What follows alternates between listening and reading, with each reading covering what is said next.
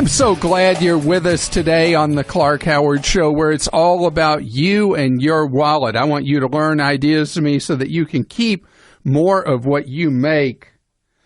The Wells Fargo story gets steadily more Clark-rageous. Wait till you hear the latest controversy about how Wells Fargo is kicking you in the teeth if you are one of their customers. It is absolutely stunning. That's coming up in 20 minutes in today's Clark-rageous moment. And later, there's a new way popping up for you to buy insurance that can save you a ton.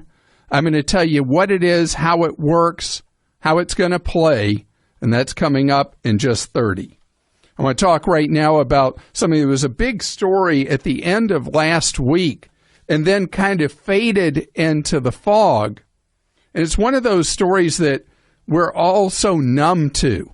This one involves Yahoo with a shocking 500 million people whose Yahoo accounts were compromised. I want you to think about that number, 500 million. That's a lot of people. Obviously, that's everybody in the United States plus others, because we forget sometimes these technology companies are nearly worldwide. So the story with the Yahoo thing is a couple of years ago, Yahoo got hit with a big data breach. And I don't know why we're just finding out about it now. But anyway, the information the users have, the thieves have, is deep enough that this is one that you just don't roll your eyes and put on ignore. Especially situations where Yahoo has faded in importance over the years, and you may have a legacy Yahoo email account that you really don't use a lot, but it's very valuable to the crooks because the crooks have so much of your information, including, in addition to your username and password, they have your answers to your security questions. So where this is so beautiful for the hackers and the people they sell access to, and so ugly for you, is that what criminals can use this information for is to take over your bank account, mutual fund account, investment account. If you have no money in any accounts, I guess you don't have a lot to worry about. If you do have money in accounts, you have a great deal to worry about. Retirement accounts, anything like that. Because what the criminals do is they're able to take over your accounts by being able to successfully answer your challenge questions. People often use the same challenge questions across sites, or even if you make it really easy for them, that your username and password was the same on Yahoo as it is on financial sites, then they don't have even a heavy lift. Often they know from emails you've received who you do business with. So you've made it even easier for them to figure out how to take over your accounts, and before you realize it, empty those accounts, steal the money. So this one requires focus from you and more work than maybe you really want to have to deal with. But the things you need to do, number one, is if your Yahoo username and password is one that's a common one for you that you use other places, at least at financial sites, change your username and password. In addition, when you set up security questions, do things that are pieces of information that a crook is not going to be able to find very quickly from public databases.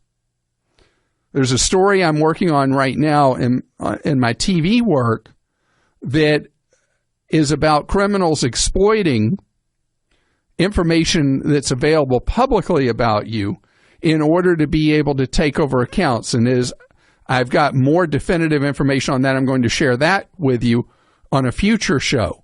But one of the things I can tell you right now that's very important is use things like we use information about our dogs, past and present, that is not going to be in any public database as a way to answer questions like security questions that a criminal could not find in a public database. It was a suggestion given to me years ago by a data security person to use something like, I remember he asked me, do you have a dog or cat? I said, yeah, we have a dog. He said, well, you got the perfect answer about how to keep the hackers out.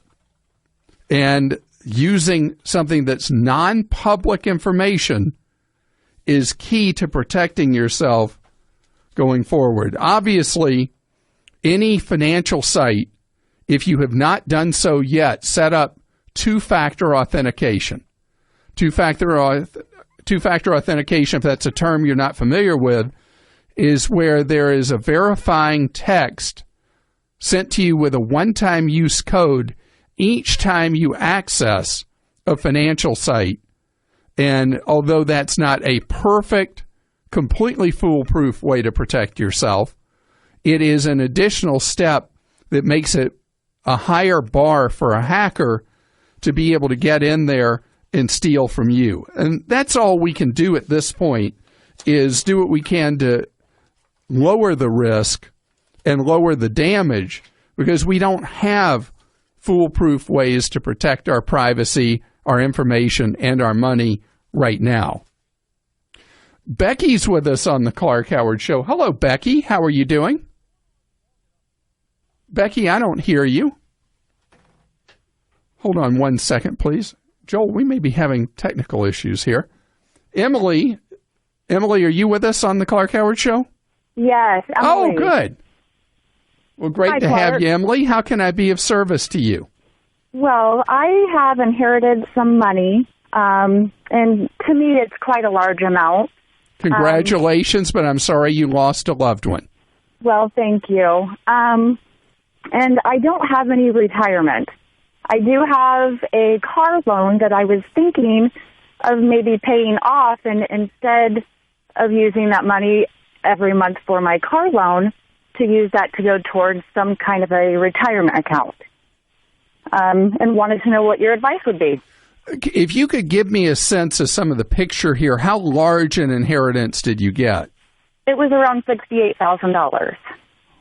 Wow. Okay, that's enough money to make a significant change in your life. Yes, it is. And how much do you owe on the car loan? I think it's right around $16,000. And do you know what interest rate the car loan carries? Boy, I don't. I'm going to guess, maybe 6%.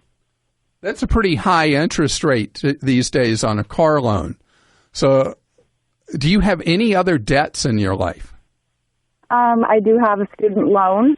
That's, I'm guessing, probably around $8,000. It's automatically debited from my account each month, the payment, which I only pay $150 a month on. And besides that, just our mortgage on our home. So you have a great possibility here. If you were to pay off the car loan, pay off the student loan, mm-hmm. you're still left with $44,000. Mm-hmm. And so you could immediately put money into a Roth IRA and fully fund it for this year. You're allowed to put $5,500 in that. And that would be a leg up immediately on starting to save for retirement. Mm-hmm. And are you single or married? I'm married. And what's your husband doing to save for retirement? He has a 401k through his work.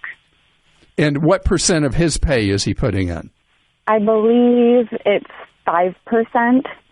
So this would be an opportunity for you to immediately fully fund a Roth for this year. You could fully fund his for this year. Okay. And you could, by having eliminated these debts, he could turn around and increase the percent of his pay he's saving in the 401k at work. Okay. Now, do you have any kind of retirement plan where you work, or are you not working outside the home right now? I do work outside the home, and there are no benefits at my position right now. Wow. All right. So doing the Roth would be key. Are you paid as an employee or an independent contractor where you're working? Employee. That took away something I was going to tell you about, a way you could stash additional cash aside.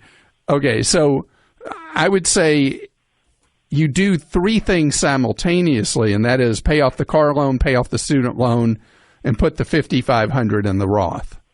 Okay. And I have a guide at Clark.com that's a real simple guide to setting up your first Roth and what to throw the money in, with choices of companies that would be good for you to do it. Okay. And are there any other needs you hope to meet? Like, do you have children that you're going to be paying for education for at some point?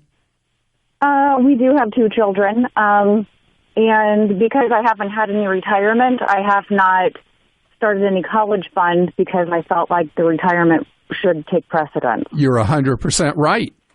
But now you have an opportunity where you could stash money also into Roths for each of the children. Not Roths, 529 plans, college savings plans for each of the kids. Okay. So you could fully fund your Roth. You could, if you wish, fully fund a Roth for your husband.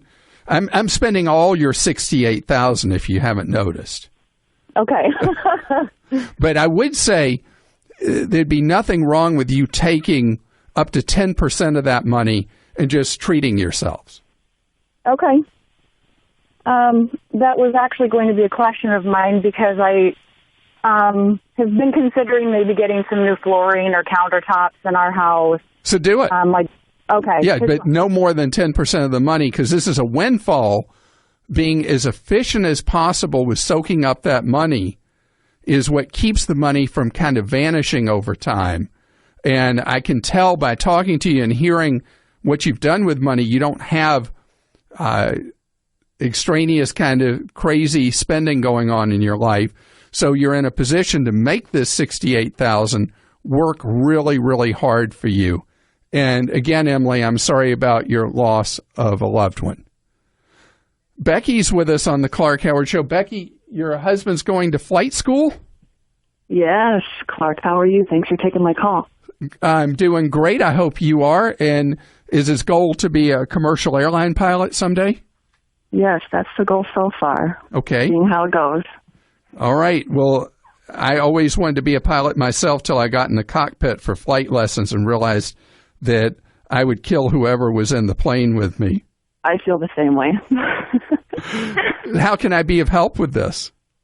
Well, we're trying to figure out a way to pay for it, and I know you feel strongly against private student loans, but the school doesn't really have federally backed student loan options. So, is he already enrolled? He is already enrolled, and he really wants this school because it is a fast-track 6-month school, 0 to commercial in 6 months. That is very fast. How much in total borrowing is he going to have to do? About $60,000. All right. That's not outrageous. It violates a rule of mine because when he first starts flying, he's going to make substantially less than that a year. Right. But eventually, because of the extreme pilot shortage, he'll find a nice income stream not that many years down the road. Right. That's what I was thinking. So the school is only offering options of private student borrowing? Yes, and we were approved for one of the monster mega banks that you always talk about, and it was kind of high at almost 8%. Ugh. Yeah, and I don't want to. I just wonder if you has he exhausted his borrowing under the federal student loan program? Yes, it's not possible for this school. We did try. He does get a GI Bill for Penn State that he's finishing his bachelor with. Okay. So he's getting some aid for that. Well, I would say that in this case, I'm going to say something so out of character for me, but I'm so familiar with the extreme pilot shortage and the income that he's going to be able to generate if he successfully completes pilot training and becomes a commercial airline pilot, that this is a gamble. But I think even at the high interest rate we're talking about a worthy gamble. Really? Yeah, so it is a unique kind of situation, different from most that I address, and he's got to be prepared for the first several years of starvation wages, followed by a steady drumbeat of higher and higher pay, especially if he's willing to go overseas, and then the pay is gigantic. Quick update for you on today's Clark-rageous moment about Wells Fargo that is turning out to be rotten to the core. I mean, beyond, I'm so naive. This is so beyond anything I could have imagined. So it's come out now that Wells Fargo had a secret procedure internally that if somebody was doing whistleblowing, and there were lots of employees that had come forward over the last at least 3 years, maybe back as many as 5, complaining about the illegal accounts that were being opened and whistleblowing. There's supposed to be a procedure under law to protect whistleblowers. Wells Fargo had a procedure specifically to breach their trust and fire those individuals. And then on top of it, Wells has not said that they're going to allow the 2 million people who were wronged, who were cheated with the fake accounts, being able to sue them for their losses, instead potentially invoking an arbitration clause inside the accounts that were falsely opened for people that they never even knew about till it caused them harm. How can you agree to not have a day in court for an account that you never even opened in the first place? Wells Fargo, you're an embarrassment. You know, if you've been paying attention recently, you've probably seen and heard a lot of different bed ads from different bed companies. Everybody promising to give you the perfect night's sleep at a price you can afford. Well, to be honest, most of them are copying the company that started it all, Casper. You see, Casper's the sleep brand that created one perfect mattress sold directly to you, the consumer. They eliminated the commission-driven inflated prices. And they sent it to you in a small, how the heck did they get it in there, sized box. They basically revolutionized the mattress industry. They did it by using an in-house team of engineers and spent thousands of hours developing the Casper mattress. It comes with springy latex and supportive memory foams for a sleep surface that's got just the right sink and just the right bounce. Plus, it's got a breathable design so you sleep cooler. And they sell them directly to you online, starting at $500 for a twin. Oh, you need a bigger mattress? Well, how about $750 for a full, $850 for a queen, or $950 for a king? Mattresses like that cost twice as much, at least. And buying a Casper is completely risk-free. They give free delivery and free returns with a 100-night home trial. If you don't love it, they'll come and pick it up and refund all your money. And they're made in America, so they're helping support the economy. So do yourself a favor. Go to Casper.com/business right now. That's Casper.com/business. When you do that, you'll get $50 towards any mattress purchase you make there just because you're listening to this show. Terms and conditions do apply. Go to Casper.com/business. Get $50 towards any mattress. That's Casper.com/business.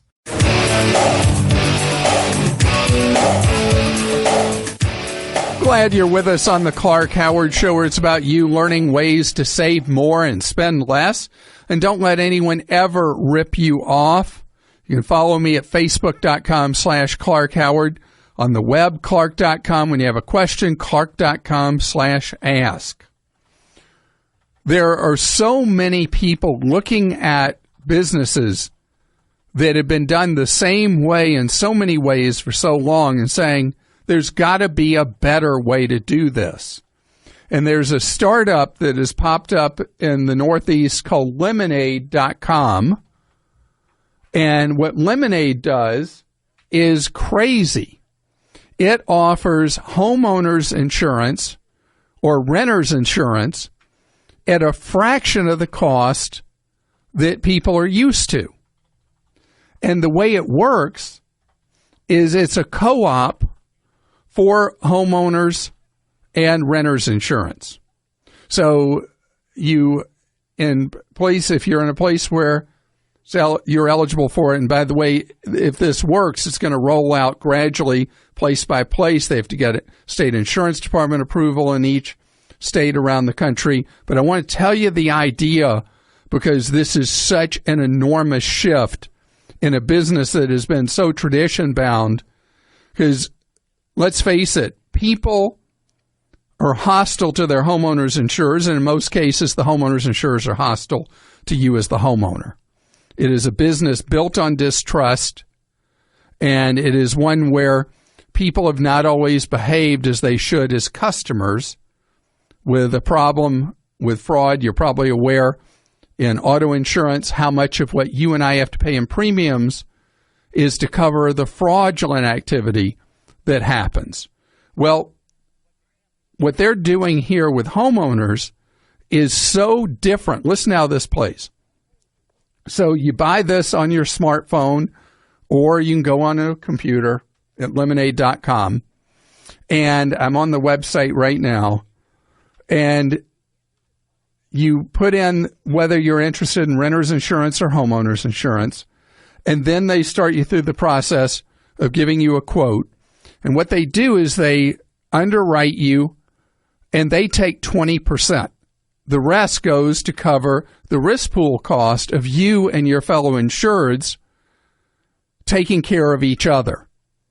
If there was a catastrophic kind of situation, some of the premiums go for what's known as reinsurance to cover an outrageous loss that might come from once-in-a-century storm or whatever.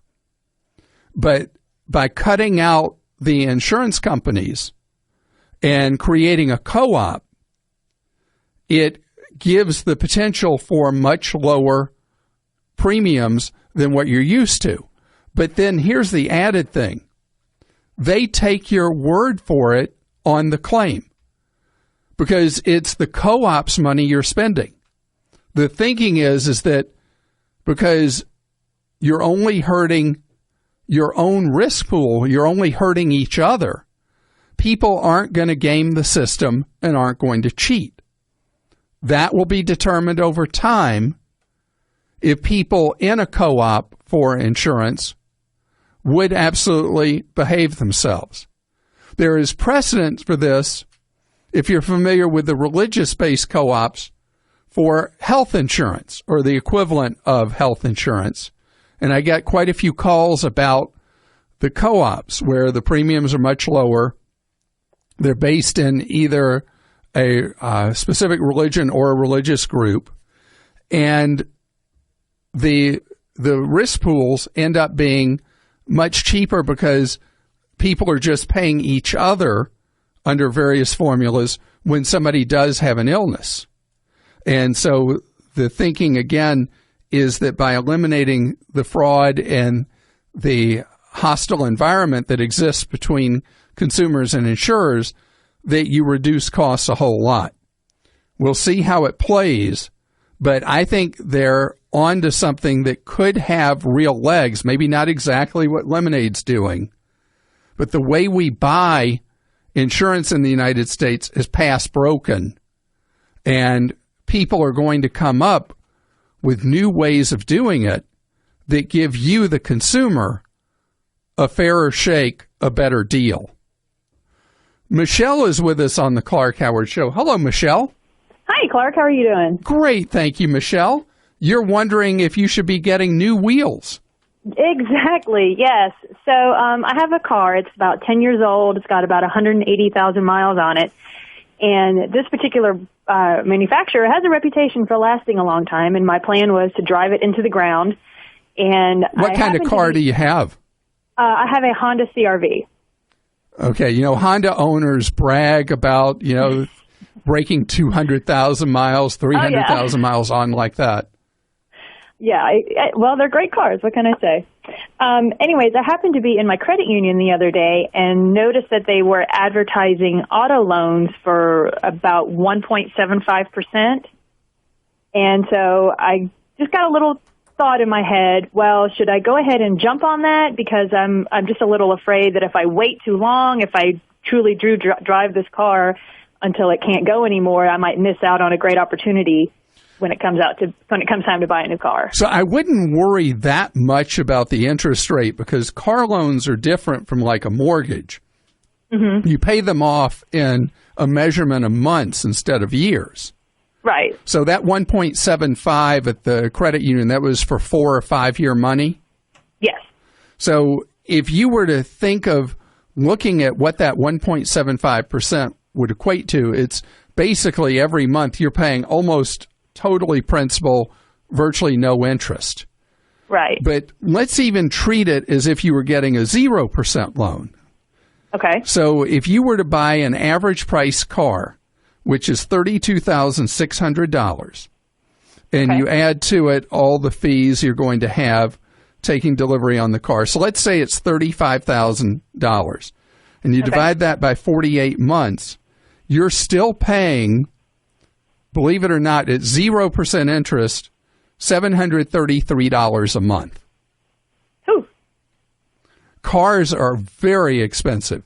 Now, you've driven that CRV long enough that if you feel like it's time for new wheels, that's fine, because 10 years is kind of a mathematical trigger in cars. I know it sounds arbitrary, but keeping cars for a decade, doing that over a working lifetime cycle of owning vehicles, saves so much money versus the way people traditionally buy vehicles.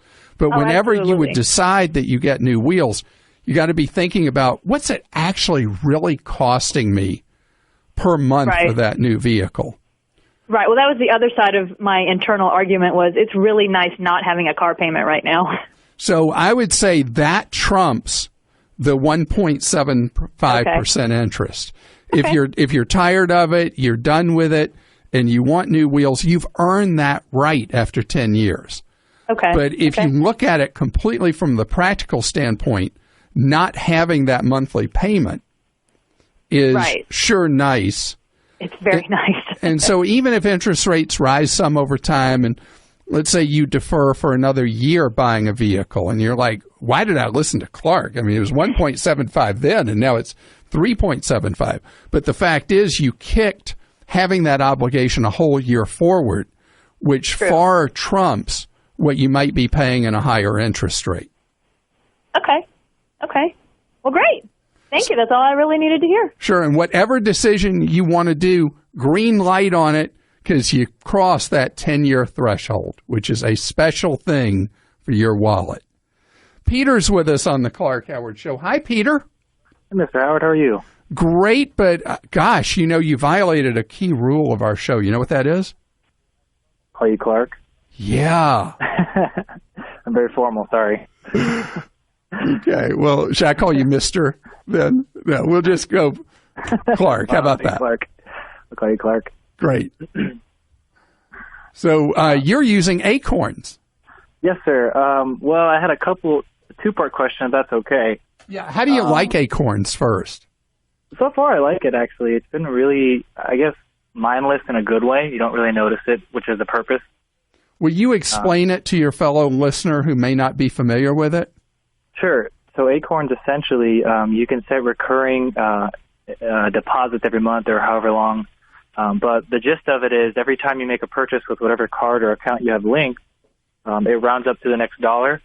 And then as those roundups hit $5, that's invested into different, I don't even know a portfolio, I guess is the right word to say. It's pretty cool. And they charge almost nothing for helping you micro-save and micro-invest. And it's actually free, I think, for 4 years if you have a .edu address. I don't know if you knew that. I did not. Maybe. Wow, that makes you part of our team now. I had never heard that. Because usually people are paying $12 a year to have an account. So a .edu, it's a free gift. Right. Wow. We'll take it. So that's wonderful. So you've been doing it. You're investing in some form of index fund? Yeah. I truthfully, I don't know how it works entirely. I'm still trying to learn it. I've only been using it a couple of weeks. But that's what I understand of it. All right. So how can I be of service? Because I love what you're doing already. Well, I had, like I said, kind of a two-part. First off, I'm about to graduate in December with my bachelor's. I'm going to get a master's afterwards. Combined with my car, once I graduate with my bachelor's, I'll have probably less than $7,000 in debt, and then the master's expenses. I have a little side business where I make a little bit of money each month, and I looked into starting an SEP for that at some point. And then I'm co-oping now with an opportunity for a job once I graduate with my bachelor's. I plan to do a 401k there, and then at some point do a Roth IRA once I can afford it. So Peter, how old are you? 22. Do you know how unusual it is that all I'm hearing from you are ways you're going to save and invest in your future? I guess I don't really talk about it with people my age, so not really.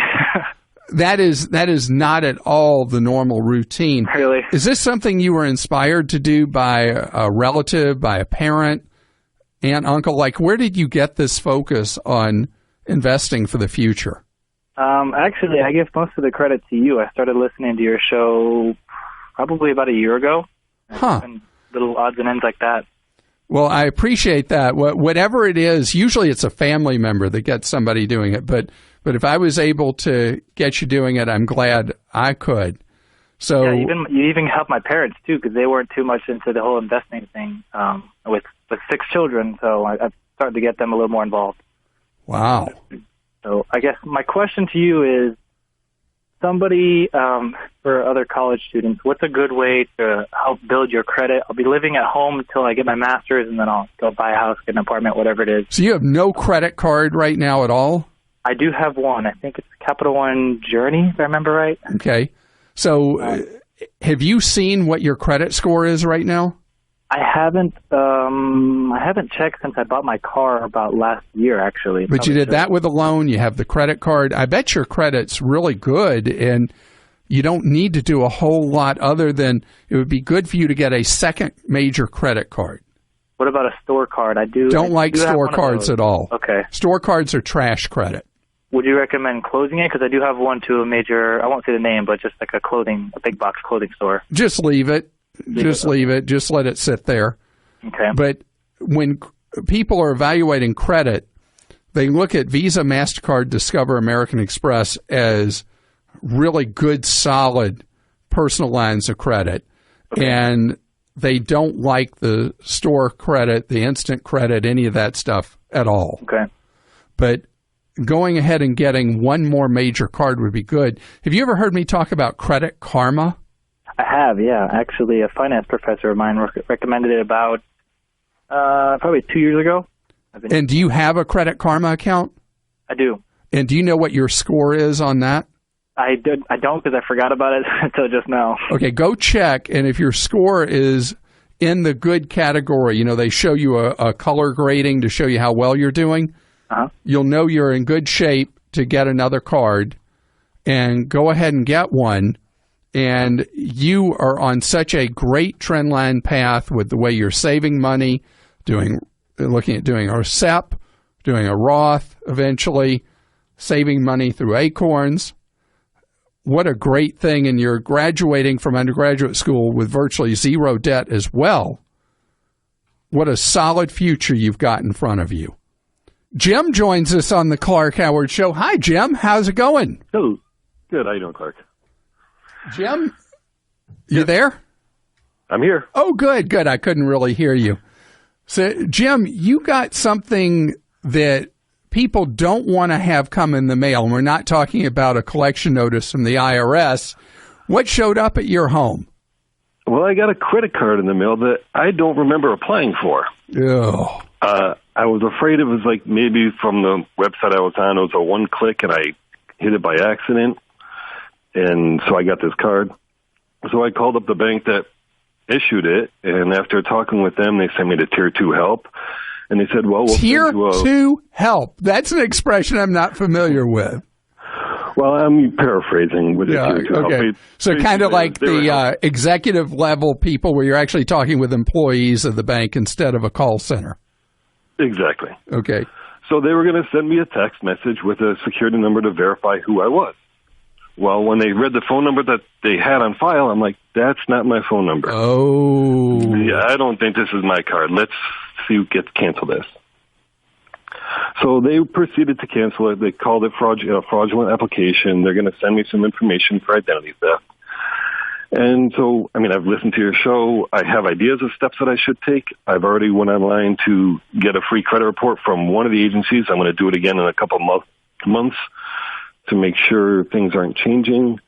My credit union offers an ID theft protection. I was going to give them a call. Wouldn't bother with that. No. Okay. So do you know, was the individual able to buy anything as if they were you on that line of credit that showed up as a piece of plastic in your mailbox? I don't think so. I think it's just a card showed up in my mailbox. All right. Well, we'll see. If you do get a statement showing charges, you, of course, have a full legal right to dispute those and not be responsible for them. The most important thing I would do, particularly with the phony phone number and all that, is if you've ever heard me talk about it, I would institute a credit freeze. Okay. And I've got a credit freeze guide at Clark.com, but I mentioned a few minutes ago a website called Credit Karma. Yes. I want you to go to Credit Karma before you put in place a credit freeze. Register there. You'll be able to see what goes on with your credit even after your credit's frozen. So if any weird or funny stuff happens, you'll be able to track it. If you try to go to Credit Karma after you've frozen your credit, they can't follow you. But if you set it up first, even after your credit's frozen, you'll be able to track what's going on. You know, there's something about TrueCar that a lot of people don't even know. Here it is. Using TrueCar can also help you buy a used car. That's right. In fact, there are over 500,000 pre-owned vehicles available from TrueCar's certified dealers nationwide. So whether you're looking to buy a brand new car or a used car, you can get all the upfront pricing information that empowers you. You can also get discounts off the list price for used cars and a totally better buying experience through the TrueCar Certified Dealer Network. That's where you see what other people paid for the car that you want, so you know you're getting a fair price and you can feel confident. And with TrueCar, you connect with a local certified dealer of your choice so you can enjoy a quick, easy buying experience. You can use the TrueCar website or the TrueCar app, so it's easy to find the new or used car that you want. You just take your guaranteed savings certificate to a TrueCar certified dealer, and you'll save money on that used car. And if you're buying new, the average TrueCar user saves $3,279 off MSRP. Over 2 million people have already bought their cars through the TrueCar Certified Dealer Network. So if you're ready to buy a new or used car, visit TrueCar.com or take it with you by downloading the TrueCar app and enjoy a better car buying experience. Some features are not available in all states.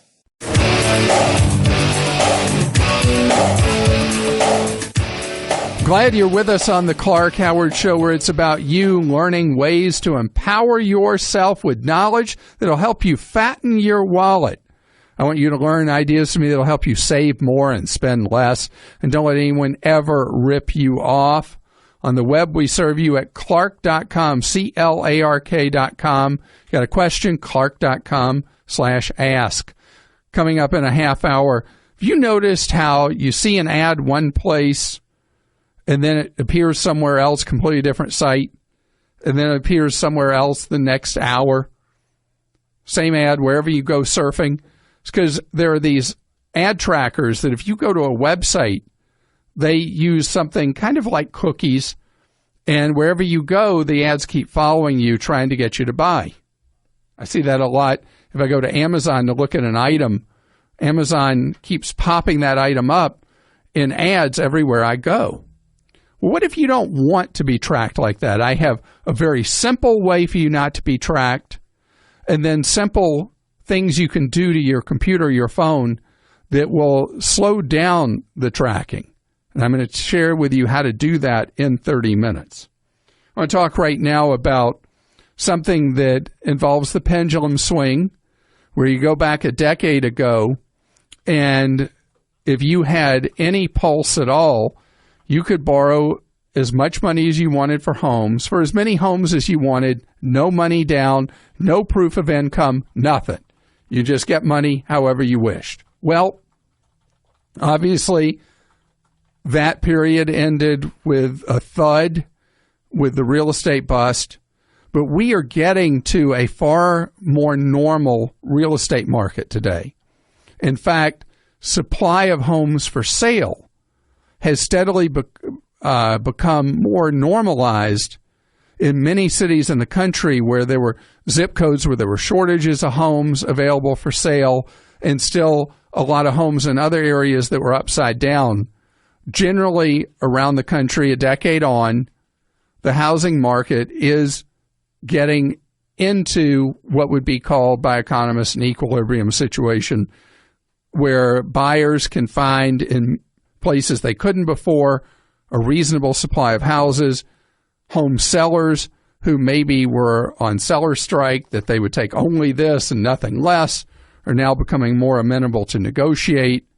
But deals are continuing to falter over financing because lenders, so terrified of what happened last decade, have made getting to the closing table more difficult and making getting a loan pretty rough.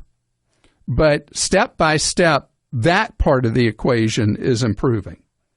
Freddie Mac, along with Fannie Mae, the two organizations that were nationalized after they went insolvent during the housing bust, that behind the scenes are the ones that underwrite most of the mortgages in the country. Freddie Mac has a new program for first-time home buyers that makes it easier for you as a first-time home buyer to qualify for a loan. And one of the big changes is that people who are trying to get ahead often will work a main job and maybe one or two part-time jobs. And the lender guidelines that have been used in recent years don't respect that hard-working ethic of people who work more than a single job. That lenders tend to say, well, that main job you got, we're going to count that. This other stuff you do, it's not relevant to us. It doesn't count. Okay, so now you don't qualify for the loan. The truth is that people that are so industrious, who have such a strong work ethic, that in addition to working a main job, you work another job or another two jobs, you're the kind of person who shows a work ethic that has to be respected and should be rewarded instead of punished like the banks have been doing. So under the new Freddie Mac initiative, when you have income from other things like working a second or third job, that will now count towards you being able to qualify for a loan that you wouldn't have been able to otherwise. In addition, you have family members that are going to live with you, and in some cases it can even be a friend. Their income can count even if they're not on the loan under this Freddie Mac initiative. If you are someone who is interested in being a first-time home buyer, there are just a couple of lenders that are the outlets for these new Freddie Mac loans for first-time home buyers. You can learn more, get more information from us at Clark.com. Jodie joins us on the Clank Howard Show. Hi, Jodie. Hi. Jodie, you want to talk about how incredibly expensive buying health insurance is right now. Yes, it's a second mortgage. It is crazy how expensive it is. Yes. So have you been buying in the individual market, or do you get insurance from an employer? We are self-employed, so I have to buy on our own. So that is a big expense. Yes. How have you been handling it over the last few years as it's ratcheted up each year? We just keep on paying it, even though we don't use it. And so I started looking into other options, and that's what brought me here. And what are you thinking of doing as an alternative? An HSA. I love HSAs, but it has to be for the right person. Okay. So you said you're self-employed, right? Yes, we have quite a few businesses. You are the ideal candidate for an HSA. People that are self-employed generally are the kind of people who do very well with an HSA plan, because with an HSA plan, you are your own insurance company for the first $1 zillion a year. It's not really a zillion, but for several thousand. And then after that, the coverage you get is really robust. So it's really insurance for a catastrophic kind of circumstance or a very serious, expensive circumstance, not for everyday medical, which so fits the personality of an entrepreneur, of a self-employed individual.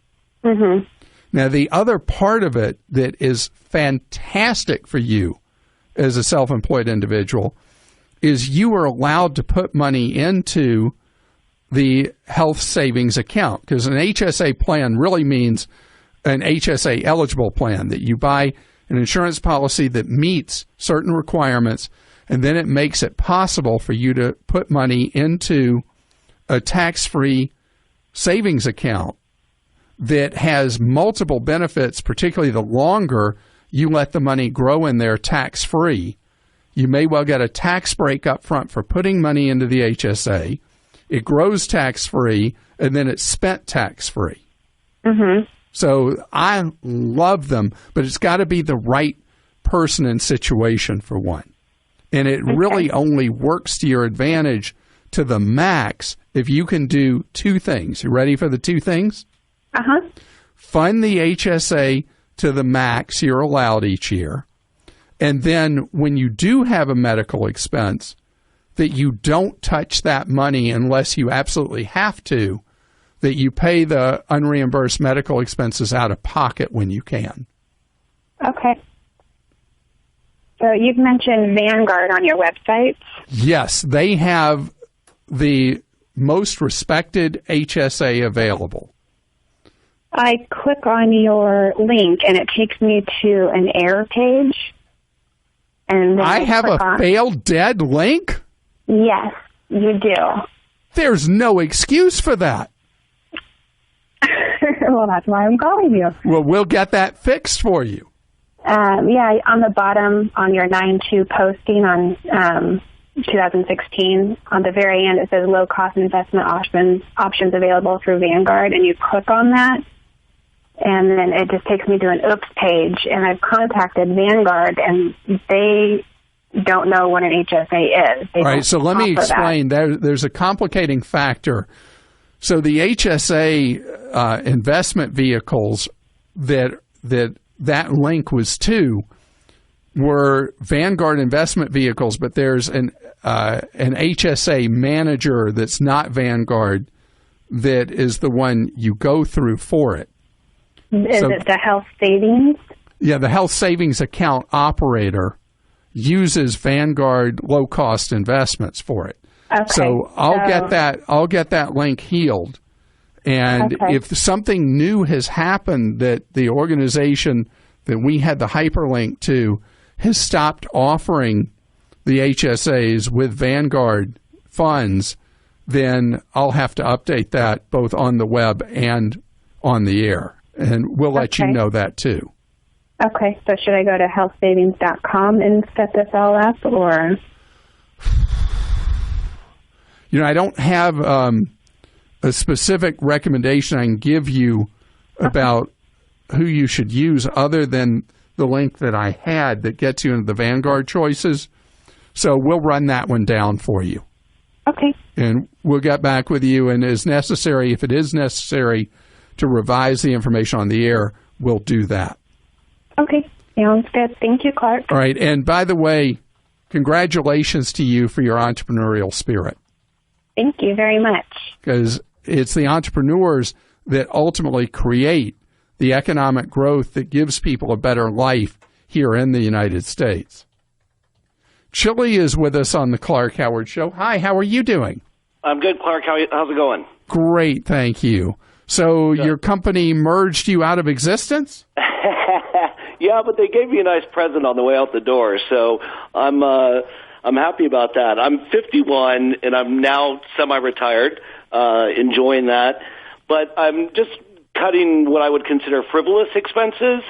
And over the years, I've collected, I think I have currently like 3 American Express cards, and some of them are higher annual fee cards that I don't really use any of the benefits for. So I'm thinking about just cutting those off and merging them into their most basic card. But I'm also sensitive to what you always talk about, which is the lowering of the credit score, which is of a very robust credit score.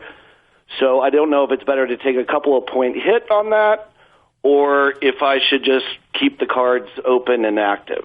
So you said you have 3 Amex cards. I do, yes. And what kind of annual fees do the cards have?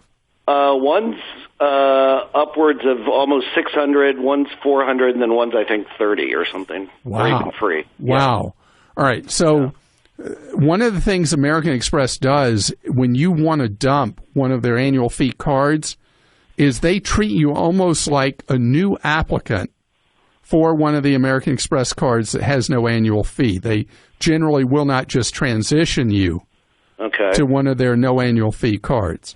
So there's no point in you paying $1,000 a year in annual fees. Right. So how much time do you have to renewal on either of the? They're coming up actually within about a month. So that's all right.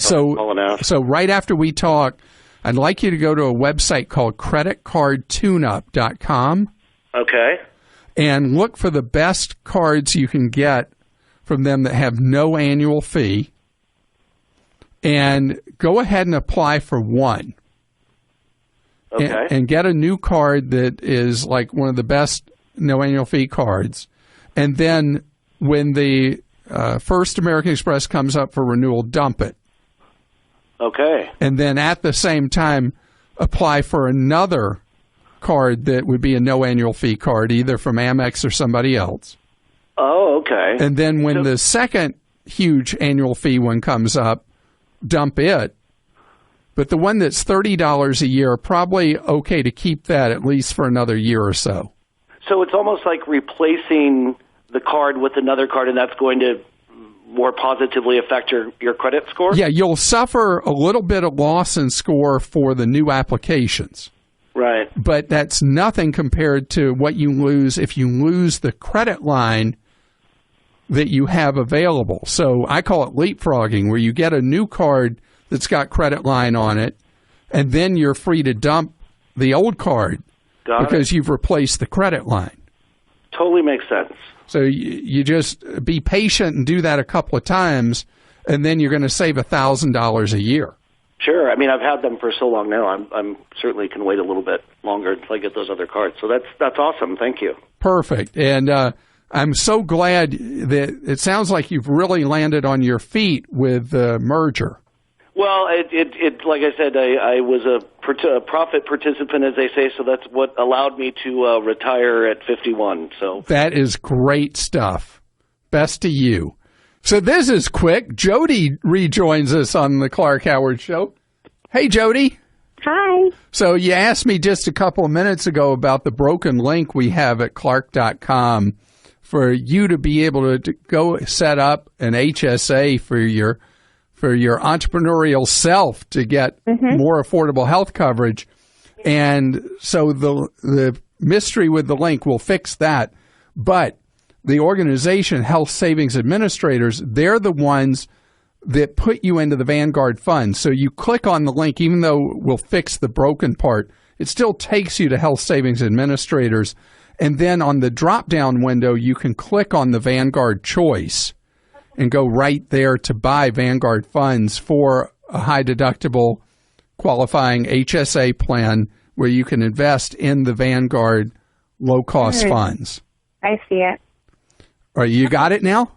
I got it. So the HSA, if you can do it in the way, remember I said to you just a few minutes ago, if you can leave the money alone in the HSA and just let it grow tax-free over the years, you can go into traditional investment kind of choices that are long-term investments, so those Vanguard choices like a total stock market index. But if you're going to need that money to pay bills over time, each year as you have medical expenses, you can't go into one of the long-term kind of investment choices. You need to go into one of the shorter-term ones. Stay tuned for 60 seconds of AP News headlines right after this podcast.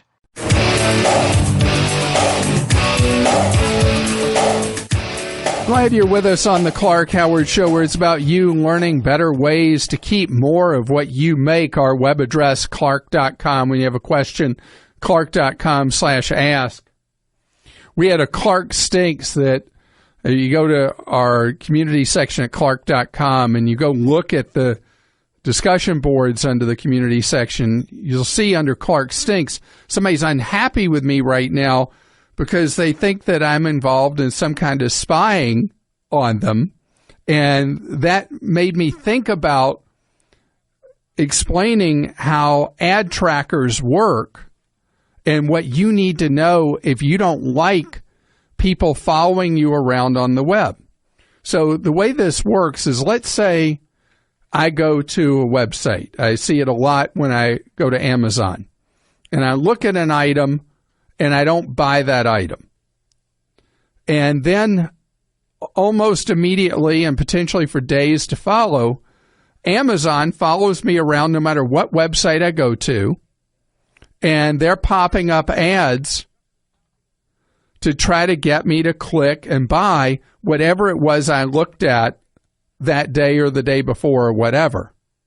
And this is very, very common when you do look to buy something and you choose not to buy, that you are going to be followed. An example that just happened to me is a trip that we're taking as a family, and I was on TripAdvisor looking at something about the destination. And now, wherever I'm going on the web, TripAdvisor is following me with ads, trying to get me to click, because TripAdvisor, one of the ways they make money is if you click through them to buy something, they get a commission for it. And so they're following me all over the place that I go. So that's what happened to the person who posted on Clark Stinks is, I don't know. I mean, we don't know at all where you've been, but the ad trackers do, and they serve up targeted ads. It is really easy now for you, two different ways for you, if you find this to be like full creep out city, to avoid the ad trackers that are hunting you down wherever you go for something that you have looked at, not even bought, just looked at. One is to use private browsing on your phone with pretty much any browser you use. There is an incognito, as Google calls it, or private browsing is known generically, where you can surf without having to worry that somebody's going to follow what you do, your every click, and then hound you mercilessly wherever you go trying to sell you stuff. In addition, you can use one of the programs I've talked about before. There are several of them, but if you're using the ever-popular Chrome browser, Privacy Badger is an add-on that you can do. You know, if you've never done it, you know that there are all these extensions that you can add for the Chrome browser, things that hopefully make your life easier. And you just add it, and then you're able to use Privacy Badger as a way to keep people from being able to pry in on what you're doing and follow you around. And Privacy Badger is really, really easy to use. Another one you might consider is Redmorph, REDMORPH, that does similar kinds of things, but not necessarily tied in with the Chrome browser. And it allows you to have essentially track-free kind of environment. They promise beyond that they're able to keep malware away from you. I'm not smart enough to be able to speak to that. The one that most people know the best is Ghostery. And I saw a tech review of Ghostery saying that although it's very popular, it's not the easiest to set up. But if you want that kind of privacy, it's so easy, one of these ways, to stop the creep out. Now, I got to tell you, for me, I actually don't use any of these things, and I let people track me. It doesn't bother me that these ads pop up that follow where I've been before, and I hope at some point they lead to some kind of deal, which it does from time to time, that I'll get because I'm being tracked, and that's my choice. But if you don't like the invasions of privacy, using these programs is a great way for you to shut down those prying eyes and the tracking. Susan's with us on the Clark Howard Show. Hello, Susan. Hi there. Susan, you have an offer for an investment opportunity you wanted to run by me. I do. I got it on the internet, popped just normally, and first it said that it was a new bank, and I've been looking at online banking, and so it said, you have to sign up right away. So I signed up for more information, and then the next day, I got a notice from them that it was an investment firm. And then the third day, I got a notice from them saying that I needed to sign up right now, otherwise I was going to lose my place in line, and they were going to give it to somebody else. Well, that got me really wondering if this was even legitimate. Okay, so let me tell you what this is. It is a supposed investment organization where you invest with them, but you do so at underlying costs that are extremely high. Okay. So if you buy investments from them, you can end up paying versus the lowest cost providers generally about 20 times the cost in annual management fees. Even if you look at moderately low cost providers, you're still paying 4 to 5 times per year in management expenses than you'd pay otherwise. Wow. Okay, not really for the middle class then. Well, the idea of this is that they are providing advice, if you will, and saying the advice is available for free, but making up that cost through very high expenses in the investments you go into. Okay. Tell me what kind of investing you're trying to do. Let me see if I can give you an alternative path. Well, I was just looking. I have a company that a financial advisor, but I have some money that I thought that I just want to keep liquid in savings, but the regular rates at credit unions, et cetera, are so low that, and your online banks interest is usually a little bit higher, and that's what they're saying. That if so going with one of the online banks, and if you go to, as an example, to bankrate.com and you click on best rates on savings, you can see who has the best rates in the country right now, which is right around 1 point something, not anything to jump for joy about, right? Right. But for money that you need to have access to, you have to just park it in one of those 1% spaces. Okay. Because you cannot invest when it's money you need quick access to. Because the very nature of investing is you can lose money over time. Right. That I understand. And this is money that I don't need right now, but if an emergency comes up, I would need it. That's the whole idea of a rainy day account. And rainy day money cannot, by its nature, be invested without creating way too much risk for you. Okay. Great to know. So this was what I'm particularly disturbed about, what you described to me, is that this organization was so mysterious about what they were doing and all that.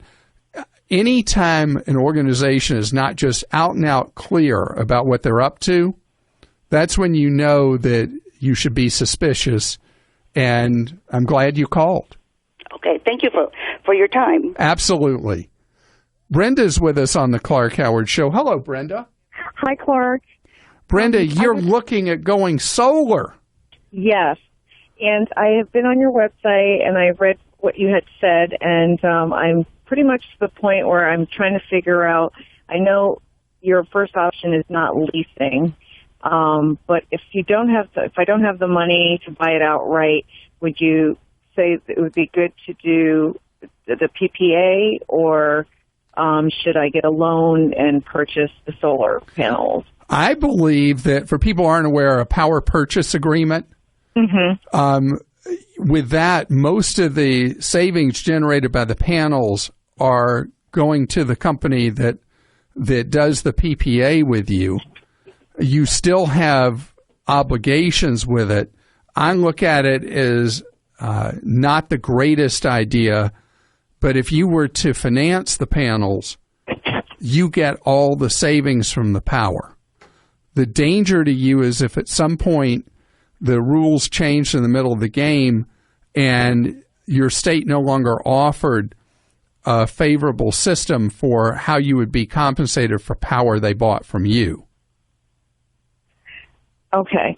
So you're saying, I get what you're saying, but you're saying that if I have a choice that I should probably do the loan rather Absolutely than do the loan. And the loans, people have been getting the loans at very decent interest rates.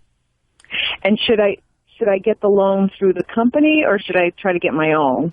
Whichever place you get a cheaper interest rate. Okay. And what are they offering from the solar company? Okay. Where would be the best place if I wanted to get a loan on my own? Is there a website I can go to? Well, actually, I'd go to a local bank or credit union. Okay. And see if they're writing solar loans. But I don't think you heard my question. What interest rate is the solar company offering? Oh, I'm sorry. Company is offering, the interest rate is, one is offering 4.99 and the other one's offering 3.99. And are those fixed rates or just teaser rates? Fixed. If those are fixed rates, don't even bother going to look for a loan elsewhere. Those rates are so good that you're not going to beat them elsewhere. Okay. And you right now get 30% of the cost of the system back as a federal tax credit. Okay. And then if I put that, they told me if I put that back into the panels or something, that I guess the rate remains the same, I think. I don't know what they mean by that. Oh, okay. But anyway, if you, let's say they sell you a system at a typical cost, which is somewhere a little less or a little more than $20,000. Right.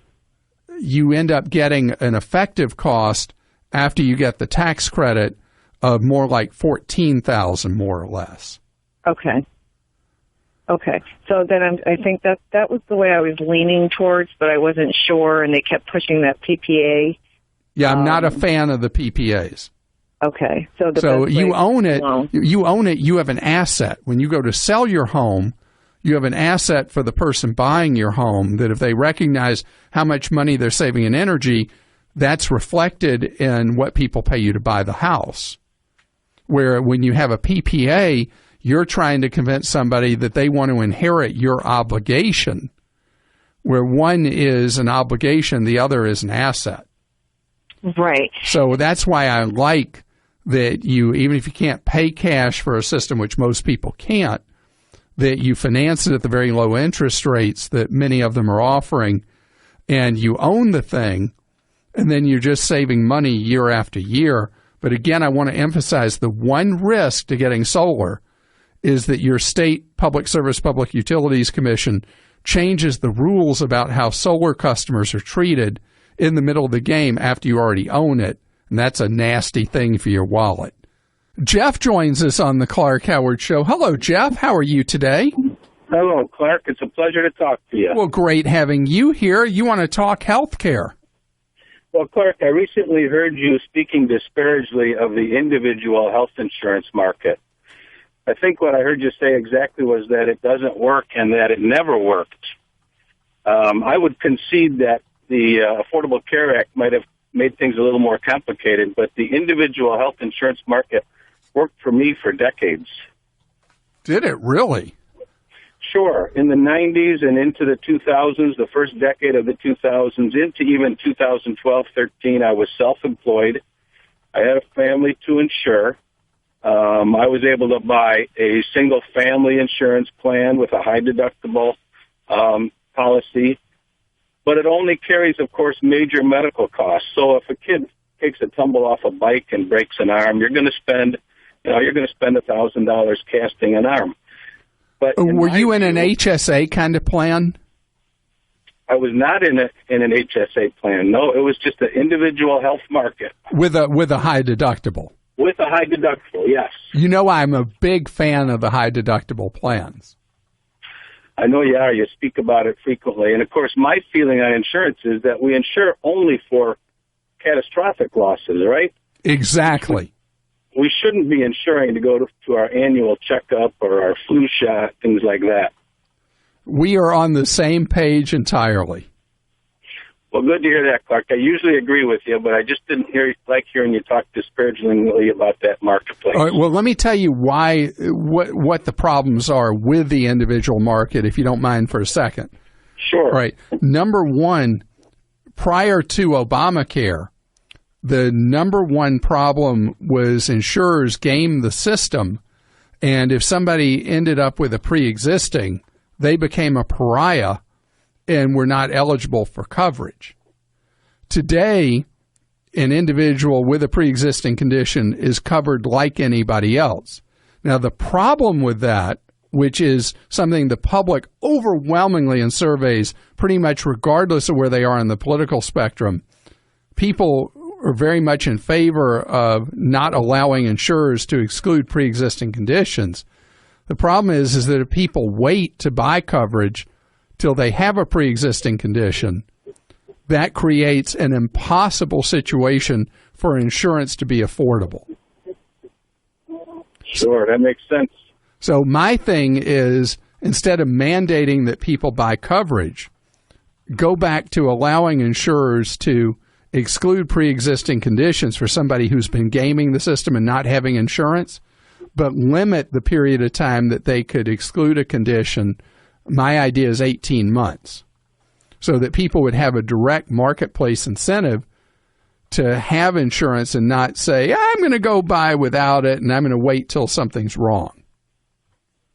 And what would you do with the few cases where they still didn't cover themselves?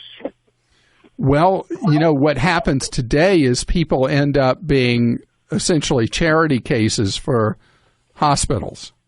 Sure. And I don't have a good alternative to that.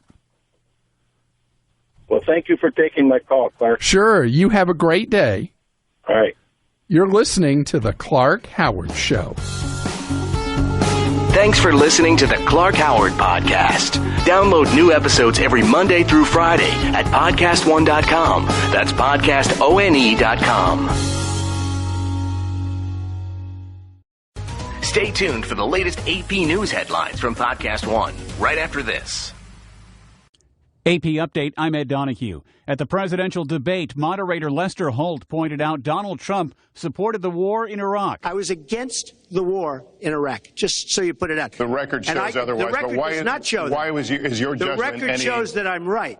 Trump also talked about his recent announcement that President Obama was born in the U.S. I think I did a great job and a great service, not only for the country, but even for the president, in getting him to produce his birth certificate. Secretary Clinton. Clinton accused Trump of spreading a racist lie. So he has a long record of engaging in racist behavior. And the birther lie was a very hurtful one. Donald Trump says he will release his tax returns if Hillary Clinton releases the 33,000 emails she deleted from her private server. AP Update. I'm Ed Donahue.